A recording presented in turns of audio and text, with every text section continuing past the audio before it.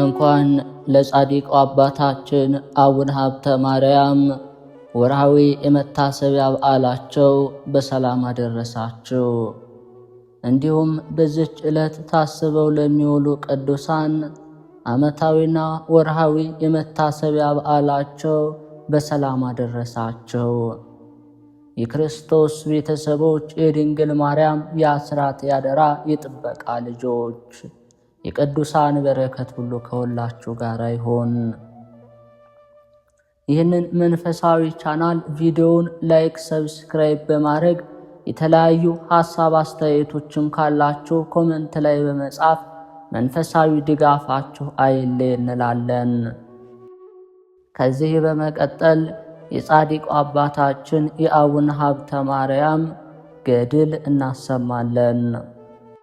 አብን በልብ ወልድን በቃል መንፈስ ቅዱስን በስትንፋስ መስለን ምንም ላጠየቁ አካል ሦስት ብንል በባህሪ በህልውና አንድ አምላክ ብለን አምነን የጻድቁ አባታችን የአቡነ ሀብተ ማርያምን ገድል እንጀምራለን።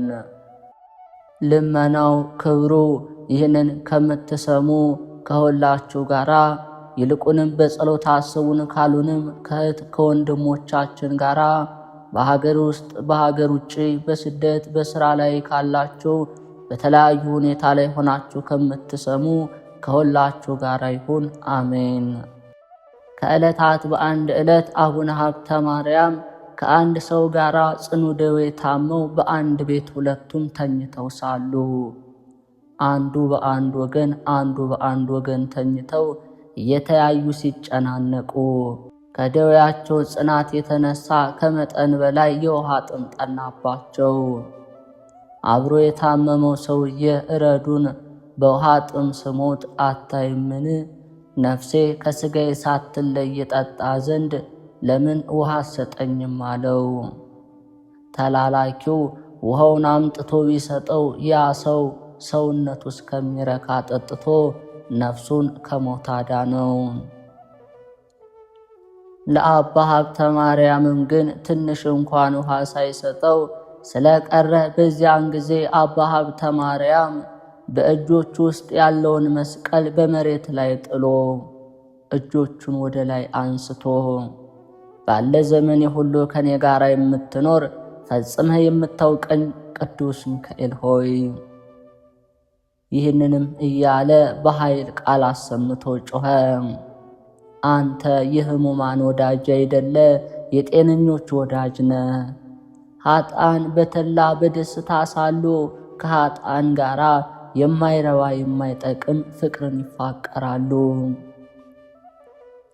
ጸዋትወ መከራና ጭንቅ ነገር ባገኛቸው ጊዜ ግን የቀደመውን ፍቅራቸውን ይተዋሉ። አንተ ግን እውነተኞች ጻድቃን እስኪገቡበት ድረስ መንግሥተ ሰማያትን የምትከፍት እውነተኛ መልአክ ነህና። ወዳጄ የእግዚአብሔር ባለሟል ቅዱስ ሚካኤል ሆይ፣ ረዳት የሌለው እንዳልሆን በጽኑ ውሃ ጥም ሳለው ቸል አትበለኝ ብሎ ጮኸ። ያን ጊዜ ሊቀ መላእክት ቅዱስ ሚካኤል እየመራቸው 7ቱ ሊቃነ መላእክት ወደ እርሱ መጡ። 24ቱ ካህናተ ሰማይና በእልፍ የሚቆጠሩ ክቡራን መላእክት መጥተው በሚተኛበት አልጋ ዙሪያውን ከበው ቆሙ። ቅዱስ ሚካኤልም የእግዚአብሔር ወዳጅ የምትሆን ሀብተ ማርያም ሆይ ሰላም ላንተ ይሁን። የእናቱን ጡት እንዳስተውት ብላቴና ለምን ትጮኻለህ አለው። አሁንም የጌታችን ኢየሱስ ክርስቶስ መልእክተኞች በሚሆኑ በጴጥሮስና በጳውሎስ እጅ የጌታችን ኢየሱስ ክርስቶስ ሥጋውን ደሙን ተቀበላለው። ከዚህ በኋላ ቅዱስ ሚካኤል እንዳዘዘው የጌታችን የኢየሱስ ክርስቶስን ሥጋውንና ደሙን ተቀበለ። ሥጋውን ደሙን ከተቀበለ በኋላ የፍቅር ሰላምታ ሰጥተውት በፍጹም ክብር ወደ ሰማይ አረጉ። አባ ሀብተ ማርያምን በተኛበት ቤት መዓዛው ልብን የሚማርክ ሽቶን ተመላ። የመዓዛው ብዛት የመዋቲ አንደበት ሊናገረው የማይችል ሽቶን ተመላ። ያን ጊዜ እነሆ አቡነ ሀብተ ማርያም በሐዋርያት በጴጥሮስና በጳውሎስ እጅ በተቀበለ ሥጋው ደሙ ምክንያት ድኖ ከእንቅልፉ እንደነቃ ጎልማሳ ፈጥኖ ተነሳ። ከዚያች ቀን አንስቶ የ24ቱን ካህናተ ሰማይ የ4ቱን ኪሩቤል የ7ቱን ሊቃነ መላእክት በዓል ማክበር ጀመረ። የሰማዕታት አለቃ የሚሆን የቅዱስ ጊዮርጊስን፣ የዲያቆናት አለቃ የሚሆን የቅዱስ እስጢፋኖስን፣ የ12ቱን ሐዋርያትና የዮሐንስ መጥምቅን በዓል ጨምሮ አከበረ። በእርሱ ትምህርት ጸንተው በዙሪያ ያሉትንም ሕዝብ ቤተ ክርስቲያን እየሳሙ በትጋት በዓላቱን እንዲያከብሩ አዘዛቸው። ለነፍሳችሁም ለሥጋችሁም ጥቅም ታገኛላችሁና የታሰሩትን በመጎብኘት የታመሙትን በመጠየቅ ያዘኑትን በማረጋጋት የታረዙትን በማልበስ የተጠሙትን የተራቡትን በማብላት በማጠጣት በዓላቸውን አክብሩ እያላዘዘ ይልቁንም የጰራቅሊጦስን በዓል በወሩ በ5 ቀን አምላክን የወለደች የድንግል ማርያምን 33ቱን በዓላት ያከብሩ ዘንድ አዘዘ። እርሱም የሚቸግራቸውን ፈቃዳቸውን እየረዳቸው ኖረ። ከእርሱ ጋር የሚኖር ቅዱስ ሚካኤል ለእገሌ ቆብህን ስጠው፣ ለእገሌ ልብስህን ስጠው እያለ እያዘዘው ነው እንጂ እርሱ ብቻ በየጊዜው አስቦ በጎ ነገርን የሚያደርግላቸው አልነበረም። ድሃውም ከደጅ ቆሞ በጮኸ ጊዜ ከመስጠት መንሳት ይገባል፣ ለምን እግዚአብሔርን ቸል ትለዋለህ ብሎ ቅዱስ ሚካኤል ይቆጣው ነበር። ቢኖርህ ስጥ፣ ባይኖርህ ዘን፣ እንደ ሰጠ ይቆጠራልና። ዝም ማለት የማይገባ ስለሆነ ተነስተህ ያለህን ያህል ለአንዱም ለአንዱ ስጥ። ዳግመኛ ብራብ አላበላችሁኝም ያለውን በወንጌል ስጡ ይሰጣችኋል ያለውን ቃሉን አስብ ይለው ነበር። ስለዚህ ቸል አትበል ስላለው እርሱም ተነስቶ ለልጆቹ ጦሙን ውሎ ምግቡን ራቁቱን ሆኖ ልብሱን እንዳዘዘው ሁሉ ይሰጣቸው ነበር። ጌታ ጌትነቱን በምትናገርበት ወንጌል በመብል በመጠጥ ልቦናችሁን አታወፍሩ እወቁ ያለውን አልሰማችሁምን? ያለ መጠን መብላት መጠጣት ምን ይጠቅማችኋል ብሎ እውነት ነገርን እየመከረ ያለ ፈቃዳቸው ከእህል ውሃ የሚያጾማቸው ጊዜም ነበር። ጳውሎስም ከክፉ ሐሳብ ተለይታችሁ በጎ ነገርን አብዝታችሁ እየሰራችሁ በመተዛዘን ተፋቀሩ ብሏልና እየታገሳችሁ ለሰውም እያዘናችሁ እየራራችሁ ለበጎም ነገር አብልጡ፣ በመንፈስ ቅዱስ ሕያዋን ትሆናላችሁና። ለበጎ ሥራ ቸል ሳትሉ መምህራኖቻችሁን እርዱ። ተስፋችሁን ደጅ እየጠናችሁ መከራችሁን ታገሱ። እንግዳ መቀበልን እያስከተላችሁ የምእመናንን ሥራ በመሥራት ለጸሎታችሁ ጽሙዳን ሁኑ። ከሁሉ ግን የሚበልጥ ፍቅርን ያዙ። የጨነቀውን ሁሉ በመርዳት መጽዋዕትን ከመስጠት በቀር ፍቅር ምንድን ነው እንዳለ፣ እናንተም ወንድሞች በነፍስ ትድኑ ዘንድ የእግዚአብሔርን ትእዛዝ ጠብቁ። በመጽሐፉ መጀመሪያ የነገርናችሁን የእናቱን ነገር ለመናገር እንመለስ። የደግነቷ ነገር ግን በኋላ እንነግራችኋለን እንዳልን አሁንም በዚህ ዓለም እንደኖረች ገልጠን እንነግራችኋለን። ከ10 ትውልድ የሚበልጥ ደግ ጻድቅ አባ ሀብተ ማርያምን እንደወለደች ገልጸን የነገርናችሁ አሁን ደግሞ የእናቱን የኑሮዋን ነገር እንነግራችኋለን። ባሏ ከሞተ በኋላ ለእርሷ ምንም ሳታስቀር ገንዘቧን እናት አባት ለሞቱባቸው ለባልቴቶች፣ ለጦም አዳሪዎች፣ ለድሆች ጨርሳ ከሰጠች በኋላ አገልጋዮቿን ነፃ ወጣቻቸው። ከእግዚአብሔር ፊት የሚያደርስ በጾም በጸሎት በስግደት ሰውነቷን በምታደክም ገንዘብ በጎ ገድልን መጋደል ጀመረች። እንዲህ ባለ ገድል ሳለች ከሰማይ እንዲህ የሚል ቃል ሰማች። ዮስቲና ሆይ ስለ አንቺም እንደ አንቺም ላሉ ምእመናን ወደዚህ ዓለም መጣው። ሰው ሆኜ ከተወለድኩ በኋላ በየጥቂቱ አደግሁ። በ30 ዘመን በዮርዳኖስ ተጠምቄ 40 ቀን ከጾምኩ በኋላ በቀራንዮ ተሰቀልኩ። ሞቼ 3 መዓልት 3 ሌሊት በከርሰ መቃብር አድሬ ያለመለወጥ ብርሃነ መለኮቱን ገልጬ ከተነሳው በኋላ የነቢያትን ትንቢት በመፈጸሜ ወደ ሰማይ አረግሁ። እኔን ለማገልገል ሴቶች ወንዶች ባሮችሽን፣ ወንድሞችሽን፣ እህቶችሽን፣ ቤቶችሽን ስለተውሽ 80 ርስት ከተሞችን 7 አክሊሎችን እነሆ አዘጋጀሁልሽ የሚል ቃል ሰማች። ይህንንም ቃል ኪዳን ከሰጣት በኋላ በጆሮቿ እየሰማች በክብር በብርሃን በቅዳሴ በስልጣን ወደ ሰማይ አረገ። ከዚያች ቀን ጀምሮ ከሰማይ ቃልን እየሰማች ብዙ ጊዜ ኖረች። ከዕለታት በአንድ ቀን ከጎረቤቷ ላሞችና በሮች መጥተው የባልቴቲቱን ጎመን በልተው ስሩ እስኪነቀል ድረስ የተረፈውን በእግራቸው ጠቅጥቀው አጠፉባት። ያቺ የጎመን ባልቴት አይታ ያለዚህ የምበላው ሌላ ገንዘብ የለኝም፣ ምን ላድርግበት በማለት ቃሏን ከፍ አድርጋ በኃይል ቃል አሰምታ ጮኸች። የምበላው ጎመኔ ዛሬ አልቋልና ከእንግዲህ ወዲህ የዕለት ምግብን ለማግኘት እችል ዘንድ ወደ ሌላ ሀገር ሄዳለሁ አለች። ያች ባልቴትም እንዲህ እያለች ስታለቅስ የአቡነ ሀብተ ማርያም እናት ዮስቲናም ጌታ የምትበዩን ጎመን እንደ ቀድሞ የለመለመ ሆኖ ይበቅልልሻል፣ ዘወትር ከእርሱ ትበያለሽ፣ አይዞሽ አትዘኝ በያት ሲል ከሰማይ ቃልን ሰማች። ያን ጊዜ ጻድቁ አባታችን የአቡነ ሀብተ ማርያም እናት ዮስቲና ያችን ባልቴት ጠርታ ጎመኑ ዛሬ ፈጥኖ ይበቅልልሻልና አትዘኝ ብትላት ያች ባልቴት ቅድስት ዮስቲናን እንዲህ ተረጋግጦ ተሰባብሮ ከተነቀለ በኋላ በቅሎ ይለመልማልን አለቻት። ቅድስት ዮስቲናም አሁን በእግዚአብሔር ትእዛዝ ፈጥኖ ይበቅልልሻል ስትላት ከዚህ አነጋገር ጋር ያለ ስብራት ጎመኑ እንደ ቀድሞ ደህና ሆኖ ተነሳ። ይህንን ተአምር አይታ ካደነቀች በኋላ ያችም ቤት ዮስቲና ሆይ ከእግዚአብሔር ሥልጣን አግኝተሻልና በአንቺ ጸሎት ከክፉ ነገር ሁሉ እንድድን አስቢኝ አለቻት። የቸርነቷን ነገር ሁሉ ግን በማከታተል አብዝተን በተናገርን ነበር።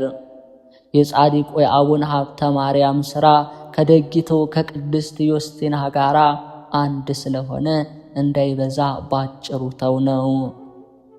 ቅድስት ዮስቲናም ደጋጎች ሥራን ሰርታ ከፈጸመች በኋላ በፍቅር በአንድነት ባረፈች ጊዜ እግዚአብሔር አስቀድሞ ተስፋውን እንደነገራት 7ቱን አክሊላት ሸለማት፣ 80ውን አህጉራተ ገነት አወረሳት። ንዕድ ክብርት በምትሆን በቅድስት ዮስቲና ጸሎት እግዚአብሔር ለዘለዓለሙ ምሕረቱን ይስጠን፣ አሜን። አቡነ ሀብተ ማርያምም ወገቡን መውጊያ ባለው ሰንሰለት አስሮ ጀርባውን በአለንጋ እየገረፈ ፊቱን እየጸፋ ጽኑ እንባን እያፈሰሰ በመጾም ቆሞ በመጸለይ ጸንቶ ኖረ። አስቀድመን እንደተናገርን ከባህር ላይ ቆሞ 500 ስግደትን ይሰግድ ነበር። እንዲህ ባለ ሥራ ጸንቶ ሳለ ከዕለታት በአንድ ቀን ሥጋው ደሙን ለመቀበል ወደ ቤተ ክርስቲያን ሄደ። በጴጥሮስና በጳውሎስ መጽሐፍ ተዘጋጅታችሁ ኑሩ ተብሎ እንደተነገረ የክርስቶስ ሥጋው ደሙን ለመቀበል ተዘጋጅቶ በምስራቅ በኩል ቆሞ ሳለ ወንጌል በሚነበብበት ጊዜ ሲደርስ ያልተማረ ቄስ የክርስቶስን ጌትነቱን የምትናገር ወንጌልን ሲያነብ ወዮሴፍ ብእሲሃ ለማርያም ጻድቅ ውእቱ ሲል በሰማ ጊዜ አባታችን አቡነ ሀብተ ማርያም ከቄሱ አፍ ይህንን ንባብ ሲሰማ ደንግጦ ወንጌል ወደሚነበብበት ስፍራ ሄዶ የሚያነበውን ቄስ ገሰጸው። ወዮሴፍሰ ፈሃሪሃ ለማርያም ጻድቅ ውእቱ በል እንጂ ብእሲሃ አትበል ብሎ መከረው። ቄሱም አባ ሀብተ ማርያም እንዳዘዘው ከስህተቱ ወደ ቀና ንባቡ ተመለሰ። አባ ሀብተ ማርያምም ወንጌሉን አስነብቦ ከፈጸመ በኋላ በፊት ወደ ቆመበት ስፍራው ተመለሰ። ያን ጊዜ ጌታችን ኢየሱስ ክርስቶስ ለአባ ሀብተ ማርያም ተገልጾ ሀብተ ማርያም ሆይ ወዮሴፍ ብእሲሃ ፈሃሪሃ ለማርያም ጻድቅ ውእቱ ያልከውን ወድጃ መሰገንኩ። የእናቴን የማርያምን የድንግልናዋን ንጽሕና ስላከበርክ እኔም በመንግሥተ ሰማያት ፈጽሜ አከብርሃለሁ። የደጋጎች ልጆች ይከብራሉ ተብሎ እንደተጻፈ የእርሷ ክብር የኔ ክብር አይደለምን? አለው። ወዳጆቼ አሁንም የጌታችን የኢየሱስ ክርስቶስ የእናቱን የድንግልናዋን ንጽሕና እንደምን ፈጽሞ ማክበርን እንደሚወድ እናስተውል። የድንግልናዋን ንጽሕና የሚንቁትን የሚያቃልሉትን እንደምን ፈጽሞ አይንቀፋቸው። የመጽሐፍትን ቃል ቸል የሚሉትንስ መንግሥተ ሰማያት ከመግባት እንደምን አያርቃቸው። በወንጌል ያለውን ትርጓሜውን ሳያውቁ ያልተካከለውን ንባብ ይዘው የሌላውን ልጆች ኢየሱስ ወንድሞች በማለት ለራሳቸው እንዲመች አድርገው ትርጓሜ አበጅተው የሚክዱትንስ እንደምን አይንቀፋቸው። አሁንም ዮሴፍ ብእሲሃ ለማርያም የሚሉትን ለያቸው እንጂ አትተዋቸው።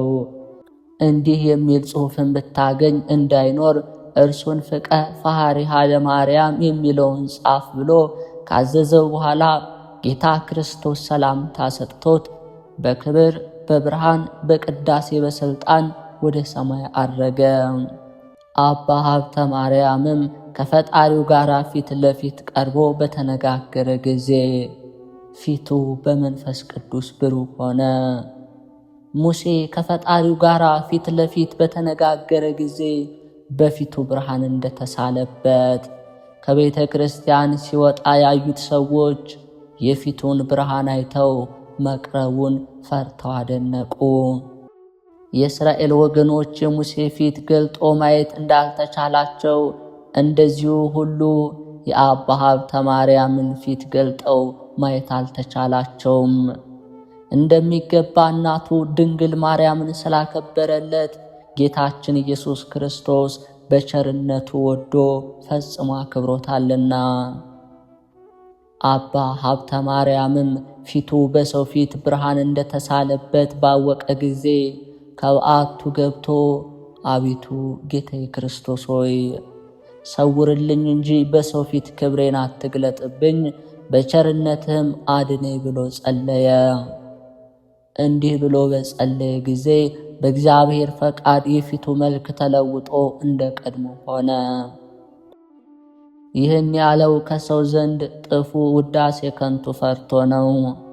ከዕለታት ከአንድ ቀን እሁድ ዕለት ከቤተ እግዚአብሔር ገብቶ ሥጋው ደሙን ተቀብሎ ወደ ቤቱ ተመለሰ። እንዳስለመደ ቃሉን ከፍ አድርጎ ወንጌልን ሲያነብ ምራቁ ከአፉ ወጥቶ ምድር ላይ ቢወድቅበት ደንግጦ ስለ ክብረ ቁርባን በመስቀሉ ላይ ምራቁን ከናፈሩ አንስቶ በአንድነት ጎረሰው። ያን ጊዜ ጌታችን መድኃኒታችን ኢየሱስ ክርስቶስ በሚያስደነግጥ ግርማ ሆኖ ተገለጠለት። ሀብተ ማርያም ሆይ በአንድ ሰዓት ውስጥ 2 ኃጢአት ሠራህ አለው። አንዱ ሥጋው ደሙን ከተቀበልክ በኋላ በመጮህ ወንጌልን ታነብ ዘንድ ማን አዘዘ? ሁለተኛ ለቄስ ሳትናገር የወደቀውን ምራቅ ከአፈሩ ጋር አንስተ ትጎርስ ዘንድ ማን ግድ አለ? አሁንም ስለ በደልክ ራስህን ለካህን አስመርምረ 1000 ስግደት ስገድ አለው። ጌታ ክርስቶስም ይህን አዞት ተሰወረው። እርሱም በስንፍና ፈጣሪን አሳዘንኩት ብሎ ጽኑ ለቅሶን እያለቀሰ ተነስቶ ከቄሱ ዘንድ ሄዶ የሠራውን ኃጢአት ሁሉ ለቄሱ ነገረው። ቄሱም አቡነ ሀብተ ማርያምን በደሉ ቀላል ነውና 3 ጊዜ ስገድ አለው። እርሱም እሺ ብሎ ጌታዬ 1000 ስገድ ብሎ 1000 ስግደት አዞኝ ነበር። ቄሱ አሳንሶ 3 ስግደት ሰጠኝ፣ ምን ላድርግ ብሎ እያዘነ ከእርሱ ተለይቶ ሄደ። ይህን ብሎ በሐዘን ራሱን አዘን ብሎ ሳለ ዳግመኛ ጌታችን ኢየሱስ ክርስቶስ ተገልጦ የቄሱን ቃል እንዳትተው ለራስህ እወቅ አለው። ቄሱ ካዘዘህ በላይ ሌላ አትጨምር አለው። ቄሱ ያዘዘህ ይበቃሃልና እኔ ያዘዝኩን ስግደት ተወው፣ ይቅር ብዬሃለሁ፣ ዳግመኛ እንዲህ አታድርግ አለው።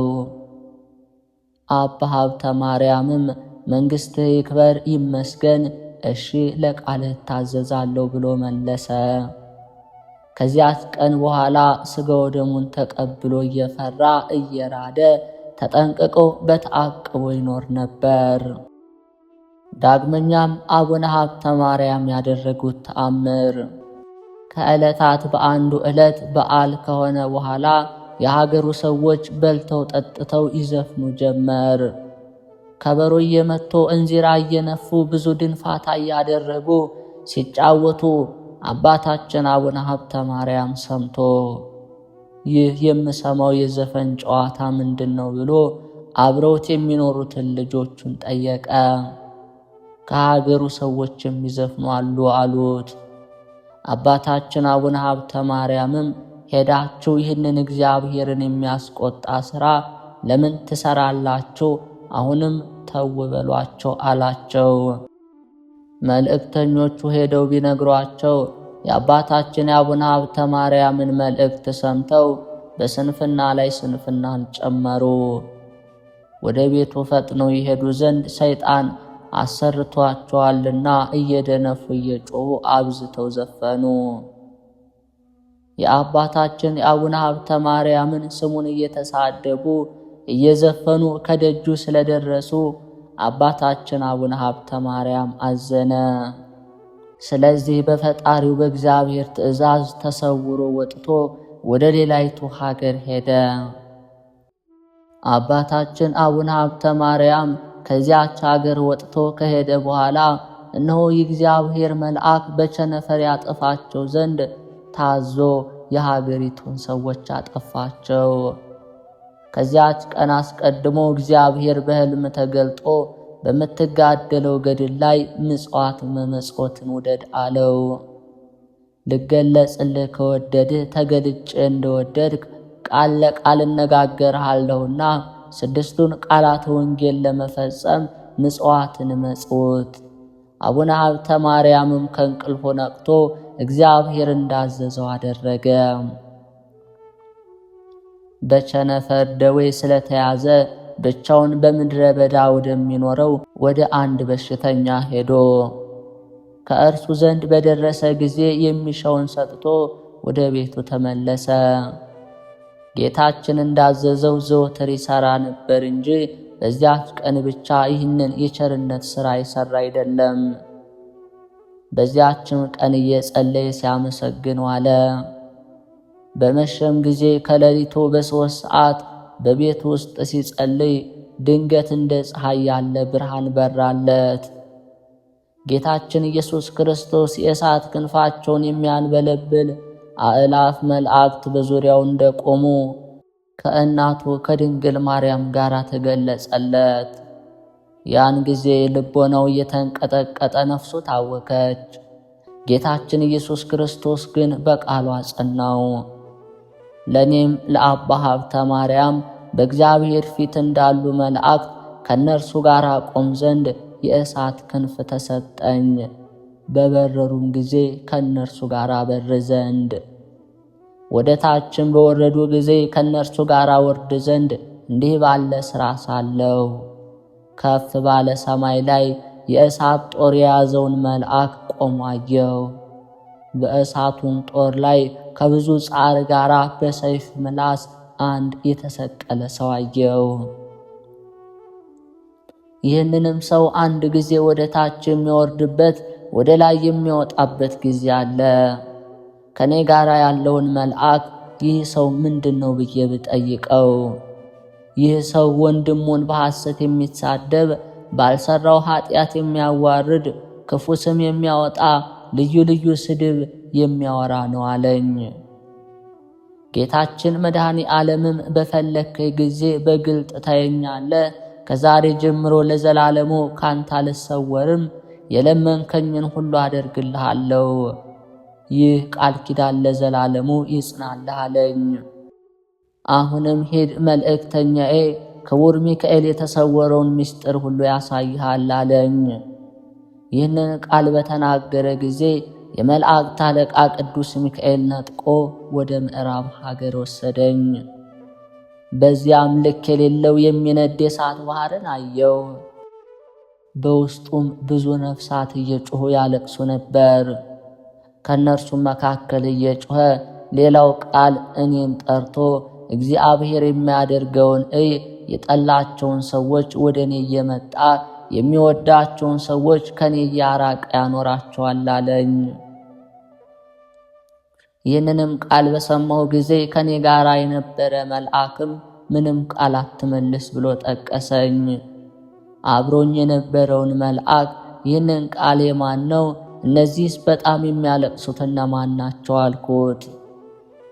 አብሮኝ ያለ መልአክ ይህ ቃል የሲኦል ነው፣ እነዚህም በመካከሏ የሚጮኹት ኃጥአን ናቸው አለኝ። እኔም ከነዚህ ብዙ ነፍሳት መካከል እገሌና እገሌ የሚባሉ አሉን ብዬ ጠየቅኩት። መልአኩም አዎን አሉ አለኝ።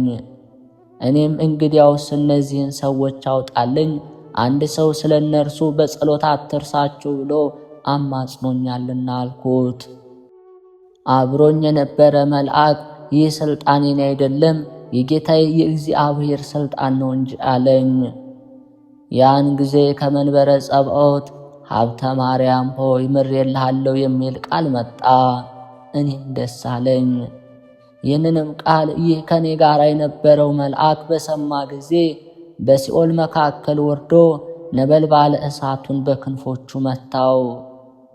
እነዚያ ያልኩትንና በፈቃደ እግዚአብሔር የተማረኩልኝን ነፍሳት አወጣና ወስዶ በተድላ ገነት አስገባቸው። በዚህ ጊዜ ዲያብሎስ በሲኦል መካከል በእሳት ሰንሰለት ታስሮ በባሕረ እሳት ወዲያና ወዲህ ሲመላለስ አየሁት። ይህንንም በአንክሮ ስመለከት ሳለው ያ ይመራኝ የነበረው መልአክ ወደ ሌላም መንገዱ እጅግ ጠባብ ወደሆነ ቦታ ወሰደኝ። በመካከሉም እጅግ ረጅም የሆነ ጥልቀቱ ልክ የማይታወቅ ገደል አሳየኝ። በዚያም በአንድ ወገን ገደል፣ በአንድ ወገን የሚንቦለቦል እሳት የከበበው ጥቁር ባሕርን አየው። ግሩም የሆነ መጠን የሌለው የገደሉን ጥልቀት አይቼ እጅጉን ደነገጥኩ። ከኔ ጋር ያለውን መልአክ ይህ ምንድነው ብዬ ብጠይቀው፣ መልአኩም ሕገ እግዚአብሔርን ለዘነጉ ሰዎች ማደሪያ የሚሆን ገሃነም ነው አለኝ። ነገር ግን ገና እስካሁን በውስጡ የገባ የለም። ጌታ ንዑ ሀቤ ሁሩ ምኔ ብሎ ከፈረደ በኋላ ሞትንና ሲኦልን ባሳለፈ ጊዜ ኃጥአንን ወደዚያች አገባቸዋል አለኝ። መልአኩን አቤቱ ጌታዬ ሆይ ከራሴ እስከ እግሬ ስግጥጥ በማድረግ ፈጽሞ አስደንግጦኛልና ከእንግዲህ ወዲህ ይህን ገሃነመ እሳት አታሳየኝ አልኩት። ከዚህ በኋላ ወደ ምስራቅ ወስዶ ወደ ገነት መካከል አስገባኝ። በዚያም መዓዛቸው ልቦናን ደስ የሚያሰኝ ብዙዎች አታክልቶችን አየው። ከመዓዛቸው ብዛት የተነሳ ሰውነቴ ረካች። የዚያች ሀገር ስሟ ማን ይባላል ብዬ መልአኩን ብጠይቀው እግዚአብሔር ለተመረጡ ወዳጆቹ በደስታ ሊኖሩባት የፈጠራት ገነት ናት አለኝ። መልአኩን ይችን ሀገር የሚገቡባት እነማን ናቸው ብዬ ብጠይቀው ለዘላለም ርስታቸው ናትና ጻድቃን፣ ሰማዕታት፣ ሐዋርያትና ነቢያት በሕይወታቸው እግዚአብሔርን ደስ ያሰኙት ወርሰዋት ይኖራሉ አለኝ። የሁሉ አባት ከሚሆን ከአዳም ጀምሮ የኢትዮጵያ መምህር ሆኖ እስከተነሳ እስከ መርሃ ክርስቶስ ድረስ ያሉትን የሁሉን እያንዳንዱን ቆጥሮ ስማቸውን ነገረኝ። ድርሻቸውን ከዚህ እስከዚህ የእገሌ እያለ ዓለም ከተፈጠረ ጀምሮ እስከ ዓለም ፍጻሜ ዓለም ያለውን ስማቸውን እየጠራ አስረዳኝ። እስከ ፍጻሜ ዓለም ያለውን ስማቸውን እየጠራ አስረዳኝ። ዛሬም እስካሁን ድረስ ያሉ አሉ፣ የሞቱ አሉ፣ የተወለዱም አሉ። የሁሉም በእያንዳንዳቸው ስማቸውን አስረዳኝ፣ ርስታቸውንም አሳየኝ። ከዚህ በኋላ ወደ ጽርሐ አርያም አውጥቶ ከሥላሴ ዙፋን ካደረሰኝ በኋላ ነፍስህ በሥልጣኑ ተይዛለች፣ ለእግዚአብሔር ስገድ አለኝ። ያን ጊዜ ከዚያ አስቀድሞ እኔ በምድር ሆኜ በማላውቀው ምስጋና እያመሰገንኩ ሰገድኩ። በባለሟልነት ካሉ መላእክት ጋር አንድ ሆንኩ። ከዚህ በኋላ ዓይንን የተመሉ አራቱን ኪሩቤል መንበሩን እንደተሸከሙ ቆመው አየሁ። ሁለንተናቸው እሳት የሚሆኑ እሊህም ወደ ኋላም ወደ ፊትም ወደ ግራም ወደ ቀኝም መንፈሰ እግዚአብሔር እየመራቸው የሚሄዱ ናቸው። ከእነርሱም ዘንድ ሀብተ ማርያም ሆይ የጻድቃን የመላእክትን ቦታ ስትጎበኝ የእኛን አዳራሽ ለምን አትጎበኝም የሚል ቃል ከእነርሱ ወደ እኔ መጣ። ይህንንም ቃል ስሰማ ብዙዎች ጻድቃን አምጥተው ከእግዚአብሔር ፊት አቆሟቸው። ከእነዚያም አንዱ ከጌታ አጠገብ መቆሙን እኔ እቀድመዋለሁ አለኝ። እኔም በምን ምክንያት በጌታ ፊት ለመቆም አንተ ትቀድማለህ አልኩት። እርሱም በእኔ ላይ የገድሉን ጽናት የገድሉን ብዛት ይናገር ጀመር። እኔም እግዚአብሔር ከእናት ማኅፀን ጀምሬ መረጥሁ ብሎ ስላከበረኝ ነው እንጂ እኔ ኃጢአተኛ ሰው ነኝ ብዬ መለስኩለት። እንደ ነቢዩ ኤርምያስ የመንፈስ ቅዱስ ማደሪያ ያደረግው በእናቴ በማርያም ንጽሕና አተምኩ ቢለኝ ነው እንጂ። በዚህ በፈጣሪ ቃል እኔ ቀድመዋለሁ አልኩት። ያን ጊዜ ከኔ ፊት በመቆም ሀብተ ማርያም ይቀድማል የሚል የልዑል እግዚአብሔር አንደበት ተናገረ። በዚያን ጊዜ መንግሥቱ የዘላለም መንግሥት ለሚሆን እግዚአብሔር ፍጹም ምስጋናን አቀረብኩለት። ደግሞ ከዚህ ሌላ ከእግዚአብሔር ፊት በመቆም እኔ ቀድመዋለሁ የሚል ሰው መጥቶ ተከራከረኝ። ለዚህ ቃል ሳልሰጥ ሳልመልስለት ይህ ቀድሞ ይቁም የሚል ቃል ከዙፋኑ ፊት ወደ እኔ መጥቶ ተነገረ። ጌታ እንዳዘዘው ያ ሰው በፊቴ ሲቆም እኔ በኋላው ቆም። ልዑል እግዚአብሔርም የሰው ልጅ መናገር የማይችለውን ግሩም ነገርን ተናገረ። እኔም ይህንን ነገር ጠይቄ ከተረዳው በኋላ ሳልገልጥ በልቦናዬ ሰውሬ ኖርኩ። ከዚህ በኋላ ሰይጣን መጥቶ በእግዚአብሔር ፊት ቆመና አቤቱ ጌታዬ በሀብተ ማርያም መከራ ጸናበት ዘንድ ፍቀድልኝ ብሎ ጮኾ ተናገረ። እንደ ኢዮብ ብዙ መከራ ሳይቀበል እንደ አብርሃም ጽኑ ሐዘን ሳይታገስ በከንቱ ተወደዋለህና ብሎ ተካሰሰ። ጸዋትወ መከራን ከተቀበለ በኋላ ይሰድብሃልና ብሎ ጌታዬ መከራ መጣበት ዘንድ ፍቀድልኝ ሲል ሰምቼ ፈጥኖ የተቀበለ መሰለኝ።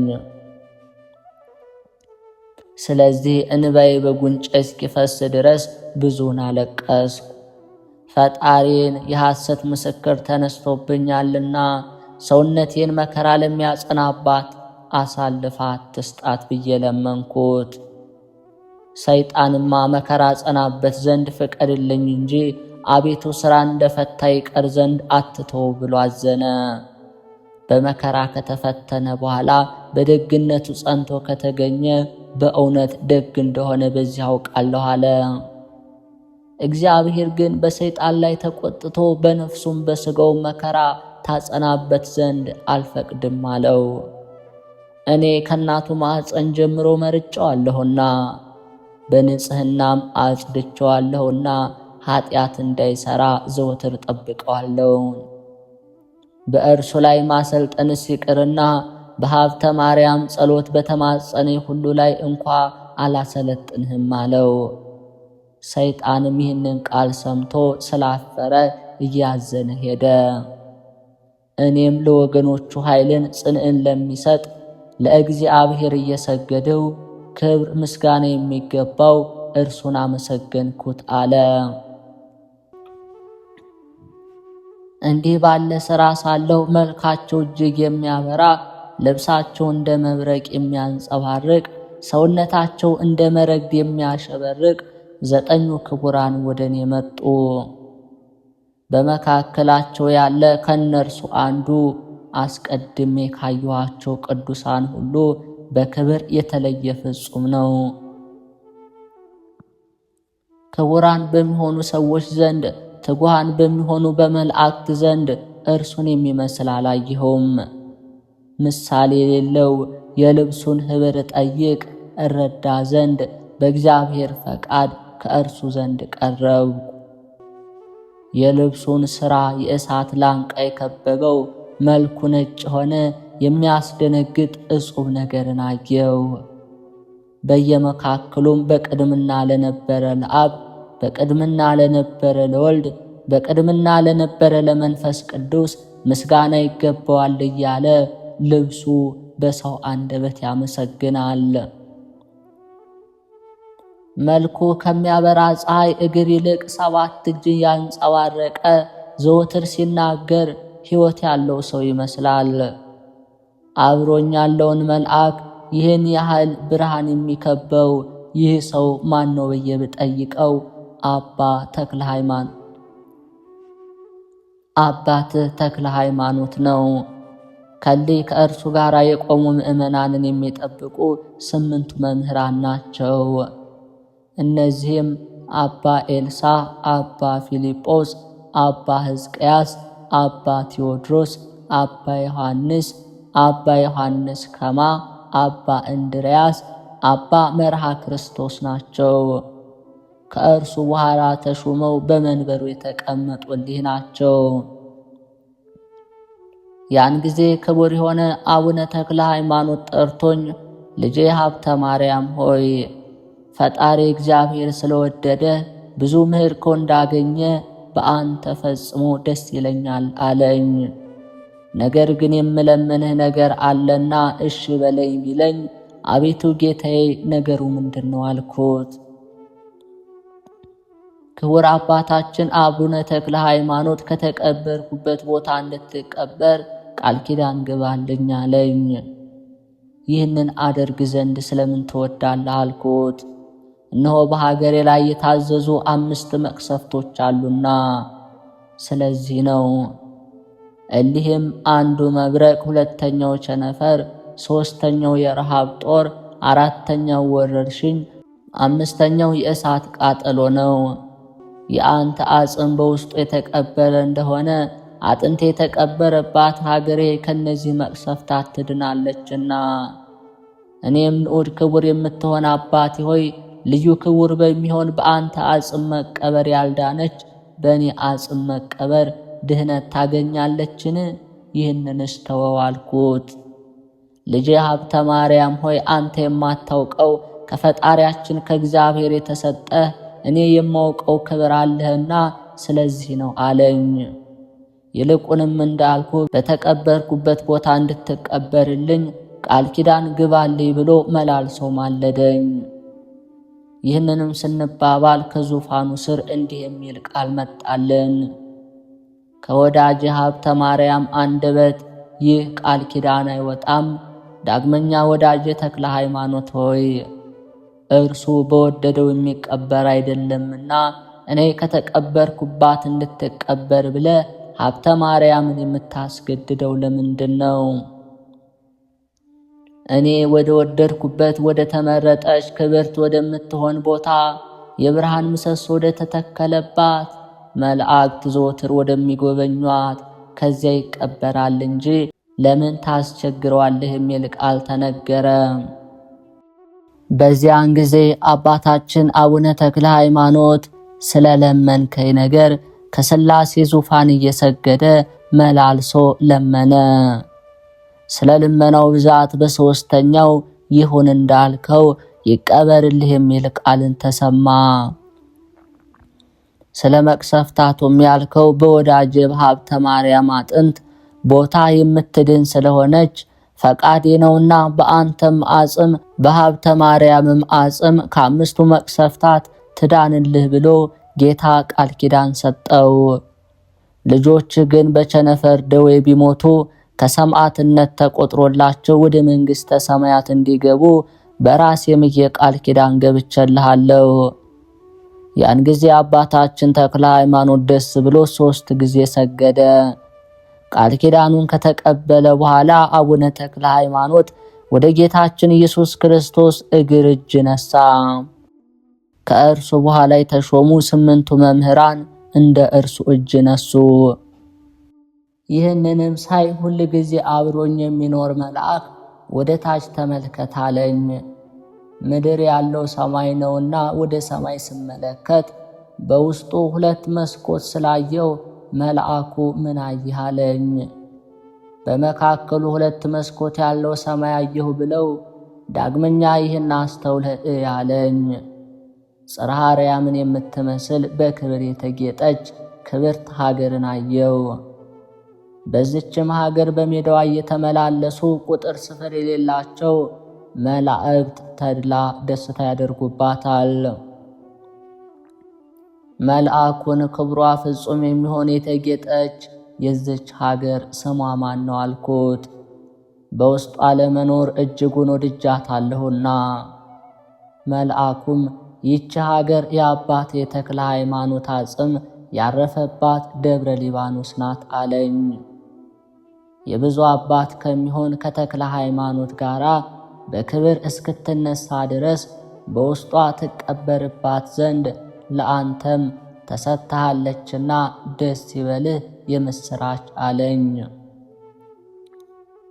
ያን ጊዜ እንድቀበርባት ይችን በክብር የተጌጠች ሀገር ለሰጠኝ ለአብ ለወልድ ለመንፈስ ቅዱስ ምስጋና ይገባል እያልኩ ፍጹም ደስታን ተመልቼ ፈጣሪን አመሰገንኩት።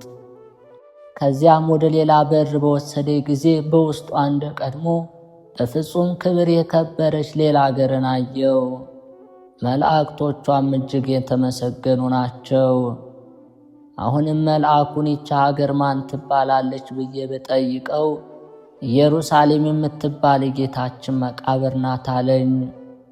አስቀድሜ ካየኋት አሁንም ከማያት በክብር ማናችሁ ይበልጣል ብዬ ብጠይቀው በጌታችን በኢየሱስ ክርስቶስ በመስቀሉ የታተመች በደሙ የከበረች ኢየሩሳሌም ትበልጣለች አለኝ። ደብረ ሊባኖስም በሥራ ሁሉ የከበረች የተመረጠች ስለሆነች እግዚአብሔር እጅጉን ይወዳታልና ለአባታችን ለተክለ ሃይማኖት እንደ ኢየሩሳሌም እንድትሆንለት ቃል ኪዳን ስለሰጠው የከበረች ናት አለኝ። ስለ እሷም በውስጧ የሚኖሩ ልጆቿ በሕይወቷ ሳሉ የመጣባቸውን መከራ ጸዋትወ መከራን በትዕግሥት ቢቀበሉት መንግሥተ ሰማያትን እንዲወርሱ ድንቅ ነገር የሚሆን ከጌታ ቃል ነገር ሰማው። እሊህንም ከዮሐንስ መጥምቅ በቀር በክብር የሚበልጣቸው የለም። ይህም መሆኑ በየቦታቸው መመረጥ ምክንያት ነው እንጂ በገድላቸው ብዛት አይደለም። መልአኩን በውስጡ አኖር ዘንድ ልሂድ ብዬ ብጠይቀው ጊዜው ገና ነውና የፈጣሪ ፈቃድ እስኪሆን ድረስ ደጅ ጽናለኝ። ከዚህ በኋላ አንዲቱ ከአንዲቱ በክብር የሚበላለጡ ሌሎችን ብዙዎችን ገዳማት አሳየኝ።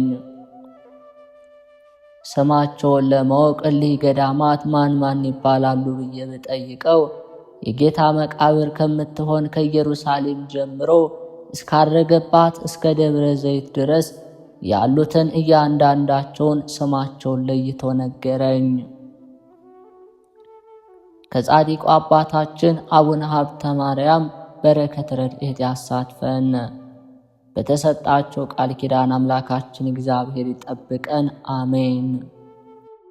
ሰኔ 26 የሚከበሩ ዓመታዊ ቅዱሳን በዓላት፦ ቅዱስ ኢያሱ ነቢይ ወመስፍን፣ ቅዱስ ገብርኤል ሊቀ መላእክት ቅዳሴ ቤቱ። ወርሃዊ ቅዱሳን በዓላት፦ ቅዱስ ቶማስ ሐዋርያ፣ አቡነ ሀብተ ማርያም ጻድቅ፣ አቡነ ኢየሱስ ሙዓዘ ሐይቅ፣ ቅዱሳን ሰማዕታተ ናግራን፣ አቡነ ሰላማ ከሳቴ ብርሃን። አሁንም እግዚአብሔርን ፍሩ፣ በእውነተኛም ልብ አምልኩት።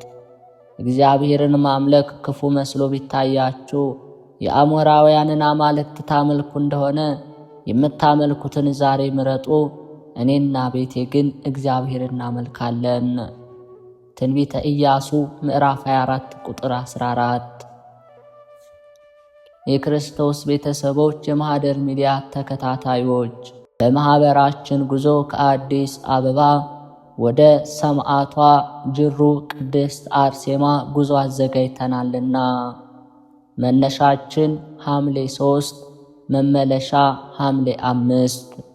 በዛው በቦታው ላይ ማረፊያን እንዲሁም ምግብን ጨምሮ ተዘጋጅቷልና መሄድ የምትችሉ ከወዲሁ በመመዝገብ ከሰማዕቷ በረከት ረድኤት ከቃል ኪዳኗ ተሳታፊ እንድትሆኑ እናሳውቃለን።